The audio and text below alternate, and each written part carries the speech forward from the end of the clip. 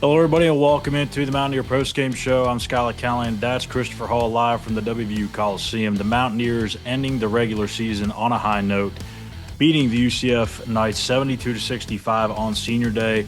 Really a tale of two halves. We'll get into it here in just a second. But first, a look here at the numbers. Javon Small had a big day per usual, but had a big going out party with 25 points, 9 assists, 7 rebounds.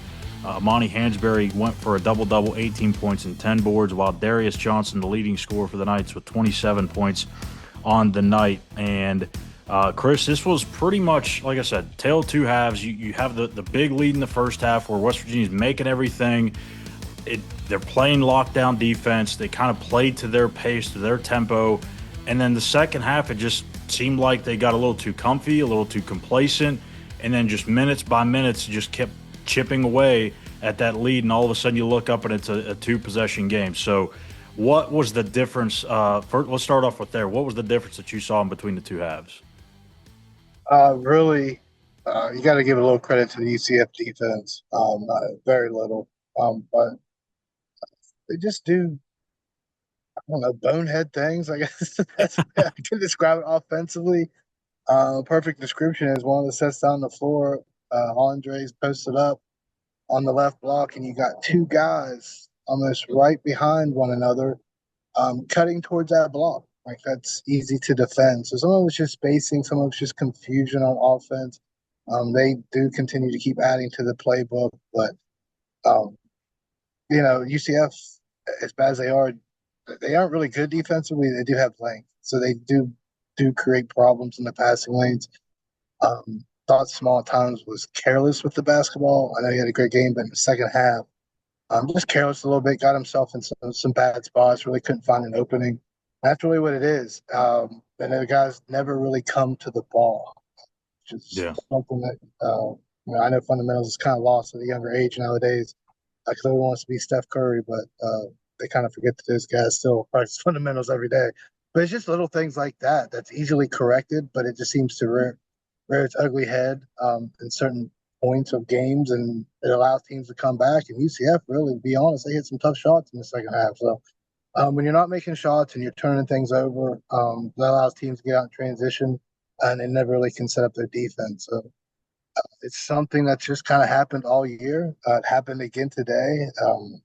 They were up 27 points in the first half, and to get it all the way down to three.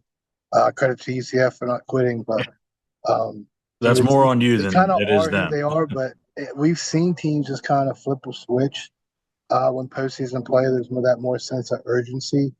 Maybe the big lead just kind of they walk through the offense a little bit in the second half and allow UCF to play better defense, I guess you can say. But they just kind of got to get to some of their bread and butter. I think there's just too much reliance on Small at time, not from the staff as much as it is from the players, where they're just kind of watching him because he's just going off. He hit 5 threes in the first half, so you know maybe just kind of thinking too much, and he's just going to continue that pace in the second half. But really want to credit Hansberry this game, 18 and 10, big offensive rebound off that missed free throw there late. Kid has just grown up in the last month. 3 double doubles in his last 9. I think he's averaging 12 and 8 in that span. So, kid's really setting himself up for a big junior year. Yeah, and I would also add, too, Jonathan Powell, 15 points. He hit 5 threes, and he's somebody that they got to have, too, going to the Big 12 tournament, going into the NCAA tournament. If they want to make any noise, they've got to have those two guys.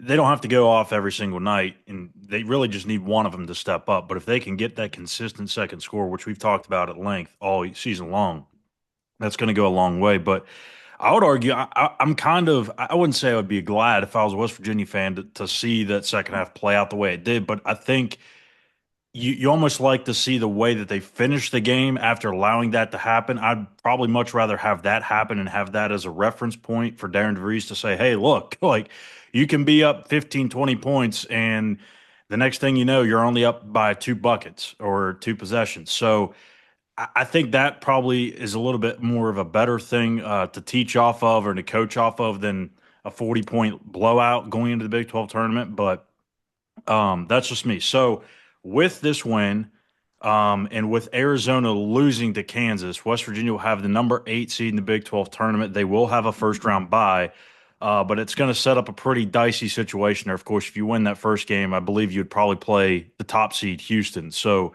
but I guess let's just talk about the season as a whole. The expectations, I had them at what, 16 and 15 or 17 and 14 or something like that. I think you were a little bit more optimistic than I was. But just how do you feel like this whole season planned out or played out? Because I feel like this group overachieved. I had them at 19 wins. Oh, so there you go. There you go. For the third straight year, or third out of the Um, last four. Really, I think that they surprised me in the Bahamas.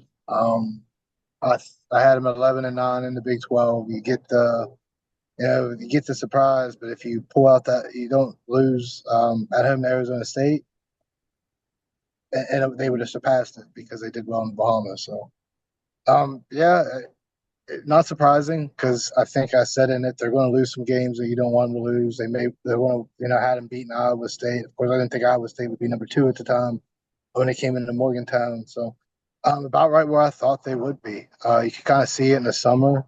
You got to watch them practice in the summer. You kind of see they had some pieces early in the summer, how well they were already playing together early in the summer. So I knew they kind of had something cooking. Again, didn't expect them to win at Kansas. Yeah. Didn't expect them to beat Gonzaga.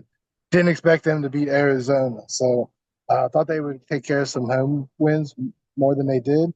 But overall, again, if you trade, they win at Kansas. So you got to kind of have that trade off a little bit. They're going to lose some games that they probably shouldn't have, and win some games that they probably shouldn't. So, right, exactly right where I thought they would be. But really, I got to add that after Tucker goes out, not sure. That happens in December before Kansas, so Right. wasn't really sure at that point. So at that point, you got to say they exceed expectations. When you lose a player like Tucker, he was the second leading scorer when he went out. He was obviously a key component in beating Gonzaga with still there at the end to send it to overtime. It's hard. What if he's healthy all year? What's this team Oh, capable of? So yeah. it's probably with that in mind, they exceeded it. Not having him, not having Jaden Stone all season long. You miss Amani at Kansas as well.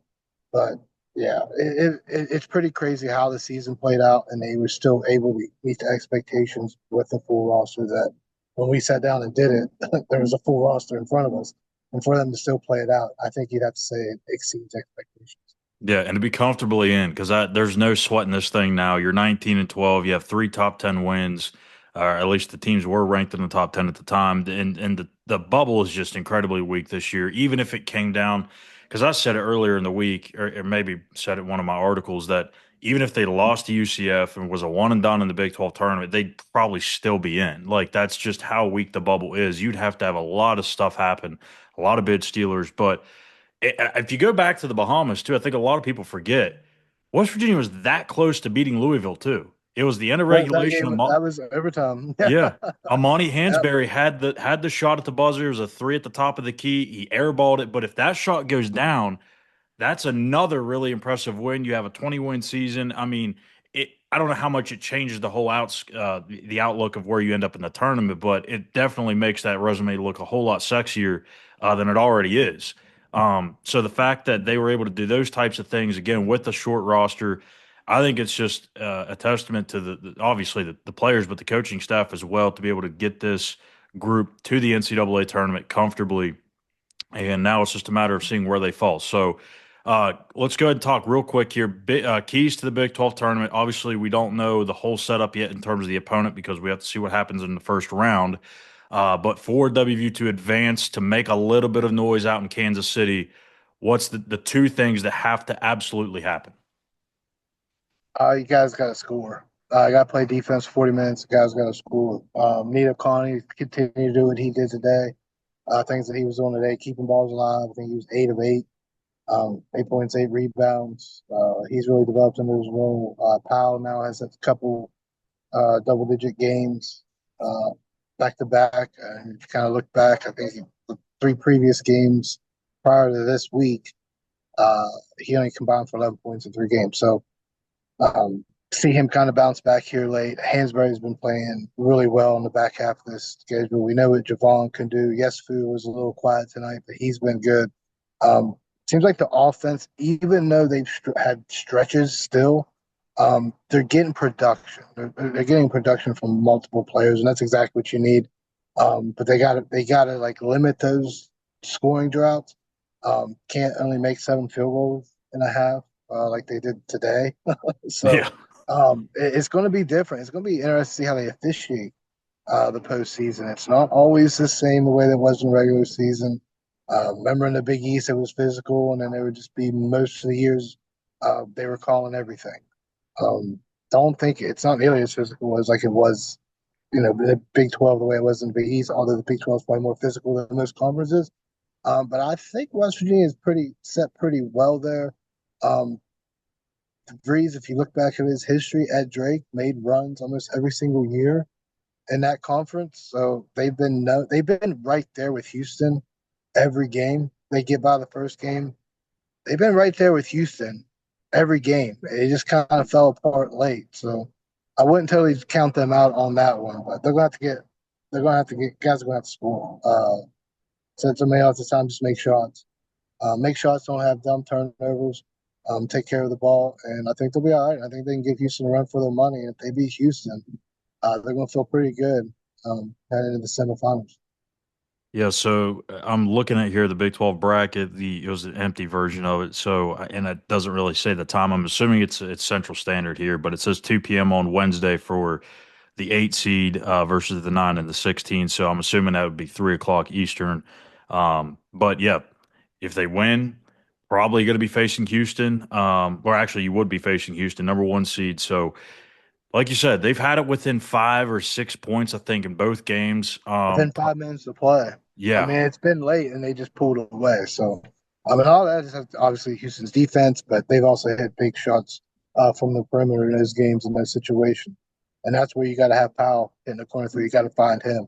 And you got to Uh, run Crier off the 3 point. and really with Hansberry the way he's been playing, Akani coming through in times offensively, and then you got to keep your eye on Andre on the backside. Uh, I don't know if teams are going to be able right now to really just put all the focus on Small, so it should free him up a little bit. UCF did a pretty good job up there in the second half. Again, they kind of had a little walkthrough offensively, but they've kind of been steadily piecing this offense together. So it's going to be interesting to see what they boil this playbook down to for the postseason. Um, to try to just keep get some rhythm offensively to keep kind of perfecting what they do well to see how they kind of minimize that playbook a little bit. But they'll always have some other tools at their disposal and who gets hot. Yesfu's gotten hot during a stretch. He hasn't got again only 2 points today, but not really an indication of how he's played lately. So Yeah. there's plenty of potential. They just gotta go do it at this Yeah, so like I said, looking like a 3 p.m. Eastern tip on Wednesday. They'll have the bye on Tuesday, and tonight's score once again 72-65, West Virginia over UCF. Finished regular season 19-12, 10-10 on the season. That'll do it for us tonight. We will be back to recap every game from here on out. Still, too, we're going to do the Big 12 tournament and the NCAA tournament as well. But we will probably have a between ear show before the tournament starts. We're going to aim to get that done so we can make our picks and whatnot. So be sure to stay tuned for that. Make sure you hit the subscribe button on our YouTube page here at West Virginia on SI. Give us a follow on X at SI_WVU. So for Christopher Hall, I'm Callihan. Thank you guys for watching. Have a great weekend.